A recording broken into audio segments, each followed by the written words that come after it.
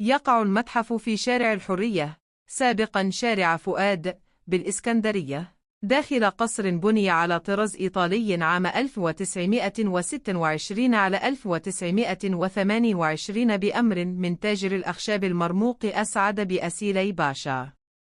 صممه المهندس السكندري فيكتور إيرلانجر. وقدم المتحف للجمهور عام 2003. مجموعات المتحف وفصوله الزمنية.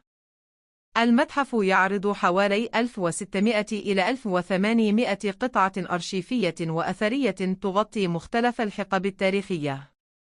التوزيع على الطوابق الثلاثة. 1. الطابق الأول، العصر الفرعوني، مثل تماثيل وآثار من الملكة حتشبسوت، أخناتون، إيمان، رمسيس الثاني، وأوان حجرية أخرى، بالإضافة إلى مشهد مثل غرفة متنقلة لطقوس التحنيط. 2. الطابق الثاني، العصر الهيلينستي والروماني، يحتوي على آثار من هيراكليون وكانوب، مثل جرر كانوبي، تماثيل من عهد نختمبو الثاني وكاراكلا، شخصيات مثل ميدوسا ورأس الإسكندر الأكبر، وبورتريه موزييك للملكة بيرنيس الثانية. 3. الطابق الثالث، العصور المسيحية والإسلامية والحديثة، تشمل آثاراً قبطية وإسلامية من الزجاج والخزف والعملات، ولوحات خشبية مثل العشاء الأخير.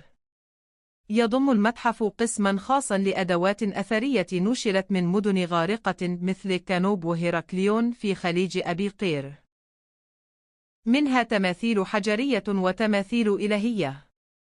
المعرض الجديد، أسرار المدينة الغارقة، افتتح في عام 2025، ويعرض 86 قطعة أثرية نادرة، ويشهد إضافة لمكتبة بالمتحف تضم حوالي 1100 كتاب في علوم الآثار الغارقة والمواضيع المتنوعة.